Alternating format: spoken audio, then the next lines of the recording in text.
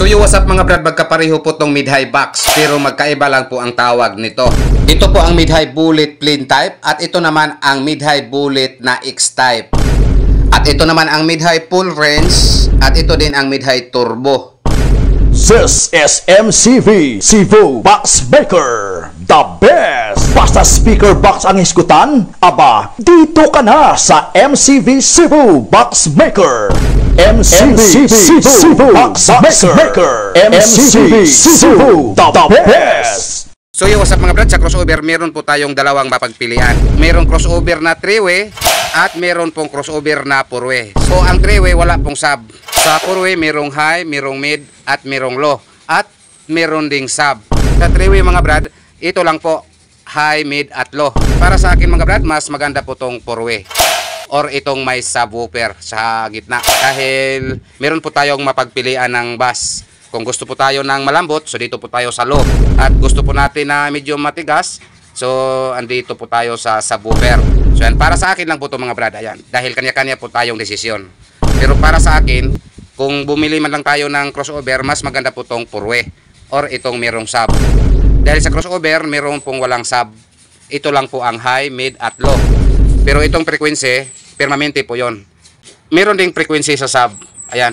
Or meron ding frequency sa 4-way. Para sa akin lang po itong mga brad, mas maganda po yung merong sub or 4-way. So yung what's up mga brad, so shout out ko rin itong nag-order nito, Mr. Customer. Mr. Ruel Sagliba ng Tagbilaran, Bohol. Ito si Mr. Customer mga brad. Balik order na po to siya dito sa amin. Nakuha na po to siya dito sa amin noon ng dalawang D12 mid-high bullet. At ngayon, nagdagdag na naman po siya ng dalawang MCB-18. So ayan, complete po to. Kasama po yung speaker. Dahil meron po siyang lumang box sa kanilang bahay na hindi po kami magkapareho ng sukat. Dahil hindi po kami ang gumawa sa kaniyang lumang box. Kaya po nanghingi po kami sa kanya ng tamang sukat.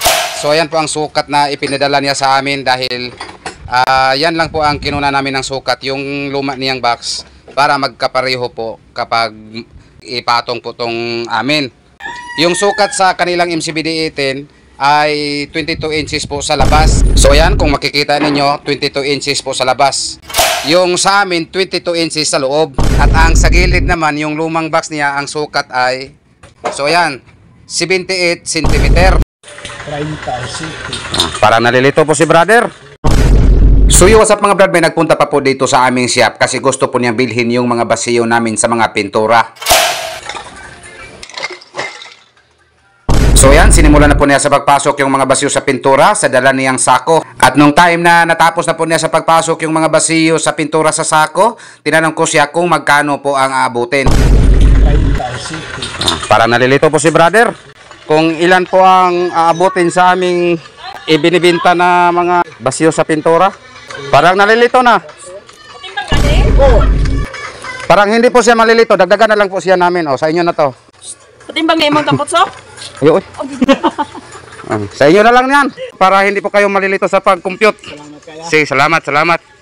At yung mga inipon-ipon mo na mga basiyo sa mga pintura, sa iyo na lang din. Salamat. Huwag yang isali.